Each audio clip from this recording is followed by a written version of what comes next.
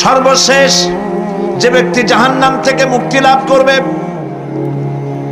তাকে আল্লাহ পাক বলবেন, ফেরেশতাদেরকে বলবেন, ও আমার ফেরেশতারা, আমার এই বান্দাকে জান্নাত এবং জাহান্নামের মাঝখানে রেখে দাও। জান্নাত এবং জাহান্নামের মাঝখানে লোকটি যখন থাকার জায়গা পাবে, সে জান্নাতের দিকে তাকায়া দেখবে আর কাঁদতে থাকবে। আল্লাহ পাক জিজ্ঞেস করবেন, বান্দারে, যুগের পর যুগ ধরে জাহান্নামে কেঁদেছো, আমি রব্বুল আলামিন জাহান্নাম মাফ করে দিয়া জান্নাত জাহান্নামের মাঝখানে রেখে দিয়েছি, আযাব থেকে তো বেঁচে গেছো, এখন কান্দো কেন? লোকটি বলবে, রব্বুল আলামিন কান্দি এই কারণে, জাহান্নাম থেকে মাফ করেছো, তোমার শুকরিয়া আদায় করি।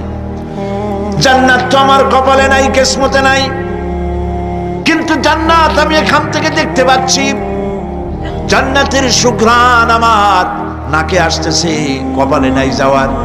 আমি কাঁদি এই জন্য, তুমি যদি মেহেরবানি করে আমাকে জান্নাতের দরজার কাছে একটু দাঁড় করায় দিতা, প্রাণ ভরে তোমার জান্নাতের দৃশ্যটা একটু দেখতাম। আল্লাহ পাক তার আরজি পূরণ করবেন, বলবেন যাও, ফেরেশতাদের বলবেন এর জান্নাতের দরজার কাছে দাঁড় করায় দাও। জান্নাতের দরজার কাছে দাঁড়িয়ে লোকটি আবার কান্না শুরু করবে। আল্লাহ পাক প্রশ্ন করবেন, এবার কান্দো কেন? লোকটি বলবে, রব্বুল আলামিন কান্দি এই কারণে, জান্নাতের এই দরজায় দাঁড়ায়া জান্নাতের অফুরন্ত নেয়ামত কিছুই ভালো করে দেখা যায় না, শুধু অল্প জায়গা দেখি। যদি তুমি আমারে দয়া করে জান্নাতের মাঝখানে দাঁড় করায় দিতা, চতুর্দিকে তাকায়া তাকায়া দেখা কলিজারে ঠান্ডা বানাইতাম। তবে আমি ওয়াদা করি, জান্নাতের কোনো নাজ নেয়ামত, কোনো ফল আমি খাবো না, ধরবো না, সইব না।